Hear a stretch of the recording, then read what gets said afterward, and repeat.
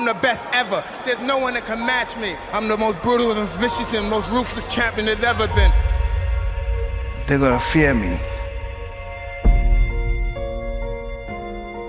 You have to be the champion before you become the champion, so that means lifestyle. You have to be him before you become him. You gotta be him before you become him.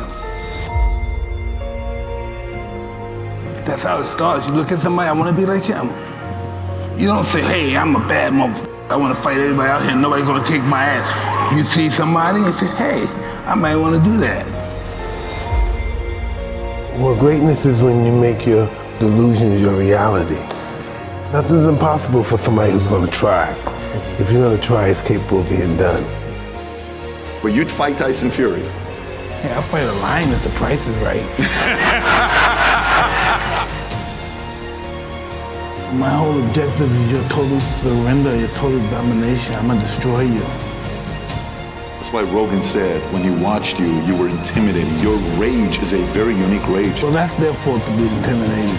How you gonna let somebody scare you for something you worked for? I respect a person who's willing to die for what he truly wants. Ali had the will to win like nobody that ever lived in boxing. Then he believed he projected to his opponent. Really look at how does Ali beat George Foreman? How does Ali beat Sonny Liston? How did he beat these guys? How did he even beat Joe Frazier? Fighting the way he fights.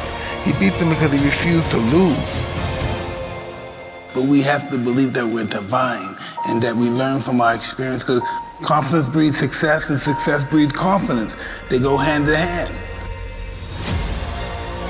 You have to know who you are first. You know who you are. I know who I am. People say they're great all the time, you're this, you're that. Whatever they say, I know who I am. Without self-love, you're nothing. Because self-love is discipline. And discipline is doing what you hate to do, but do it like you love it. I never wanted to be obscure. I was born in obscurity and I never wanted to deal with that again. I'm invincible, I'm a savage, I'm ferocious. I'm the smartest savage. I knew I wasn't going to die before I became champ. When this is over, everybody's going to know my name.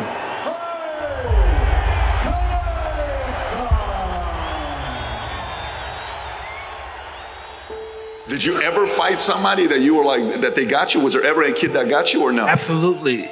In order to be good, you have to lose it and understand loss. Because loss is life.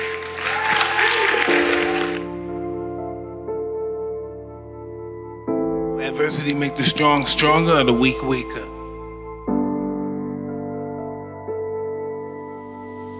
11, 12, 13, what happens next? So Get arrested, and I see Muhammad Ali come and visit the institution that I'm in. You said you're in jail and Ali shows up? I'm 12 years old and Ali comes there and they showed the movie The Greatest first, so this is 77. And after the movie's over, the lights come up and Ali comes in. And I see him, I like, wow, I want to be just like him. I don't know how it happened, the spirit hit me, boom, I want to be like him. And then I get transferred to this other facility, you know, for real bad kids. I met a gentleman there that was a boxer and he used to teach me how to box. So he took me to a great trainer named Customato, and that's why I'm here. I respected Ali and I worshiped Ali. Yeah, this is the moment I knew I wanted to be a fighter. Unfreaking believable story. So your inspiration happened at 12 years old. Yeah. Then you meet Cus. Yes. How was Cus treating you? What was his way of leading you? It's a degree of just peeling all that dirt and stuff, that insecurity, and developing into character. And that's why I had a wonderful time with him, because everything about his life was about me. And this world is one big school, and we're the students of this world. The mind is always hungry. The mind wants to do good, but we get so many negative thoughts in our mind, it's almost overwhelming to be positive. Listen, I've been down and up, broken up, and why am I still here? Because life is going to give everybody a bad hand. No one's going to leave here without being tried in life.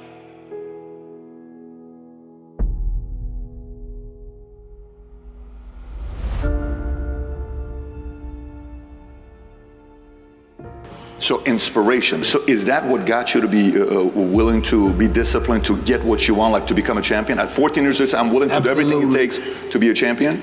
Absolutely. And then I had Cuss over there telling me why should he have it? That's one thing I never had in my life, because I always got picked on and I never had jealousy or enviness about anything. And Cuss possessed that, you know, and he was telling me, why should he have all that money and you don't? Why do you believe that he's better than you? Why do you think he should have all that money and you don't? And he was really serious about it. And that was the competition shit. That's it right there, breathing that stuff right in me. Why should he have it and he's not better than you? How did you handle that when he told you that, 14? Would it piss you off? Were you like, I'm gonna go train to whoop his ass? I'm gonna get there one day. What was your response to it? He said one day, this guy knew how to really get in my head. He said, man, you're fighting good, but I wish you were bigger. He said, I wish you were like Kenny Norton, Mike Weaver, because they had big bodies and they could intimidate somebody. And that hurt my feelings. I said, I make sure the whole world will be afraid of me. He trained me to be totally ferocious in the ring and out. Yeah, and that's what I was. That's what I was, yeah. Push yourself more. You push yourself when you sometimes you have to submit to yourself. I'm doing everything. And first thing in the morning, 3 in the morning, you do your 4 miles, come back in. 3 in the morning? Yeah. Do your 4 miles, come back in, do your body exercise and all that stuff. After that, I go downstairs, eat breakfast, go to the school, come back from school, eat mine, then I go back to the gym at 6 o'clock, train, come back at 8 o'clock, watch fights, start all over again. Everybody here is gonna fight for what they love for. Even if they never had a fist fight in their life, they're gonna fight. Listen, once I'm involved in something, I wanna know the beginning of it. I wanna know where it came from, how it was started, who's the first guy that invented it. That's just how my mind works. How could these guys even dare fight me? How dare you even think that you could beat me? And you sound like a mathematician when you're talking about the art of boxing. I was born for it. There's nothing I would do unless I have a possibility of being humiliated. Because when I succeed, I truly succeed. I was bred to climb high and high into the sky and tumble down. I am truly grateful that I found my wings before I hit the ground.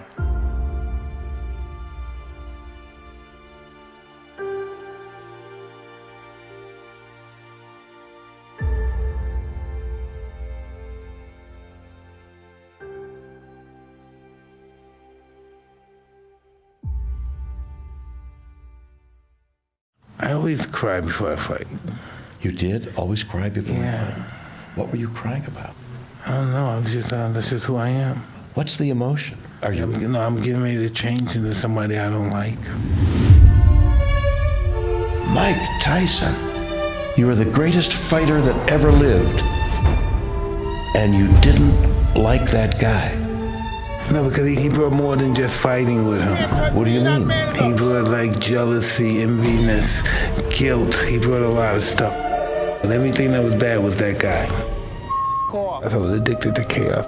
I had no self-love and I showed it. I want your heart. I want to eat his children. Everything I did wrong gave me riches and wealth, everything that everybody else wanted. But I just wanted to be like everybody else. Sometimes we don't understand, like, what is this thing? What is my purpose? Why am I here?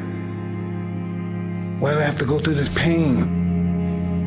Why do I have to go through this fear all the time? Why can't it just be peaceful all the time? Then it wouldn't be life. You know, it wouldn't be life. We have to take life at its term, life on life terms, not on our terms. You say you love life, you want to live life, I'm going to show you life. Life is beautiful, but you have to accept the good and the bad as being beautiful. You can't accept the good, oh, this is beautiful. Then we lose somehow, our life sucks. Life is beautiful because life gave us the ability to just know them on our journey in life. We met them. We loved them. We cared about them. They cared about us. That's the purpose of life, just to enjoy what we had while we journeyed through it. As soon as God starts noticing you, so does the devil. So that means you're gonna shine and you're gonna fall too. That's what this life's all about. Rising and falling, rising and falling. But what happens when you fall from a rise? And that shows who you are. And we're all here for a reason.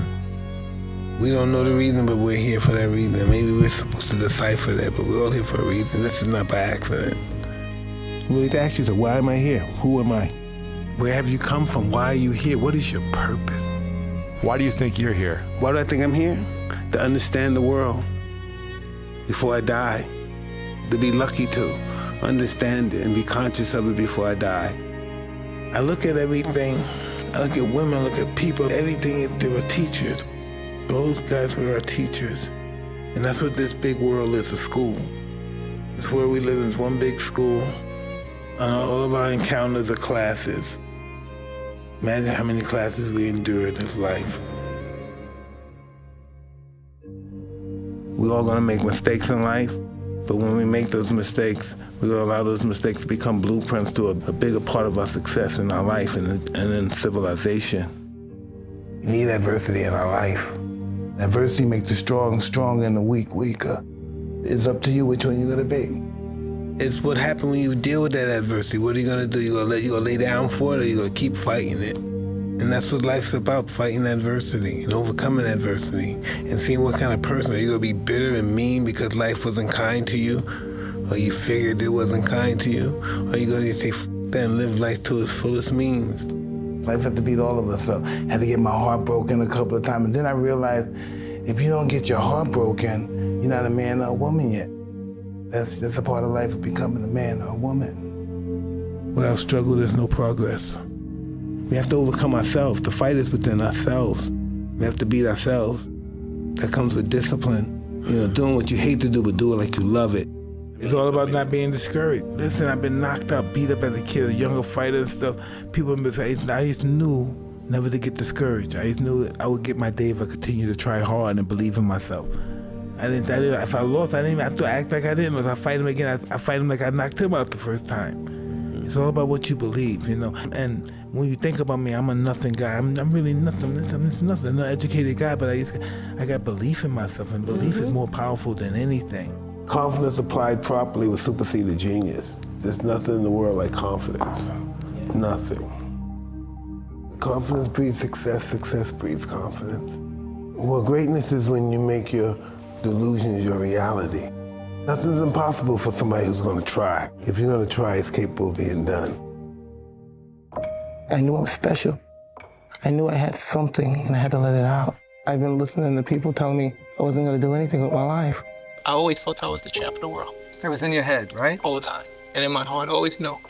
Training is not just doing all exercise and exercise. That's the easy part in boxing, is training physically. Mentally, that's the hard part. And people have you doing it over and over and over and over and over and over. That's not building up your body or your legs or your heart. Is building up your mind. To me, fear is the greatest obstacle to learning. Fear is like fire. If you learn to control it, you can make it work for you. If you let it get out of control, it can destroy you and everything around you. I have never seen a fighter like Mike. He may go down as one of the greatest we ever had, if not the greatest that ever lived. A boy comes to me with a spark of interest. I feed that spark and it becomes a flame. I feed the flame and it becomes a fire. I feed the fire and it becomes a roaring blaze. He just met me. I'm a little kid. He said, you're gonna be the world champ. Made me fall in love with myself. He's the only guy that believes in me. And I like to dedicate my fight to my great guardian, Customato, and I'm sure he's up there and he's looking and he's talking to all the great fighters and saying his boy did it. He made me believe that I was the greatest ever lived. I believe that eventually he'll go down in history as the greatest heavyweight champion we've ever had. I didn't know I was the one. Well, you were a specimen. It takes more than that to be a fighter. When I come out, I have supreme confidence, but I'm scared to death. I'm totally afraid. I'm afraid of everything. I'm afraid of losing. I'm afraid of being humiliated. But I'm totally confident. The closer I get to the ring, the more confidence I get. The closer, the more confidence I get. The closer, the more confidence I get. All during my training, I've been afraid of this man. I thought this man might be capable of beating me. I've dreamed of him beating me. But as closer I get to the ring, I'm more confident. Once I'm in the ring, I'm a god. No one could beat me. Mike Tyson, greatest fighter that ever lived. I'm a student of war. I know all the warriors from Charlemagne, Achilles, the #1 warrior of all warriors.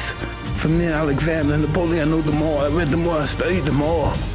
I know the art of fight, I know the art of war. That's all I ever studied. That's why I'm so feared. That's why they feared me when I was in the ring, because that's all I was annihilated. That's all I was born for. And now those days are gone. It's empty. I'm nothing. I'm working on being the art of humbleness. Can you believe in me? That's the reason why I'm crying, because I'm not that person no more. And I miss him. Because sometimes I feel like a bitch. Because I don't want that person to come out, because if he comes out, hell is coming with him.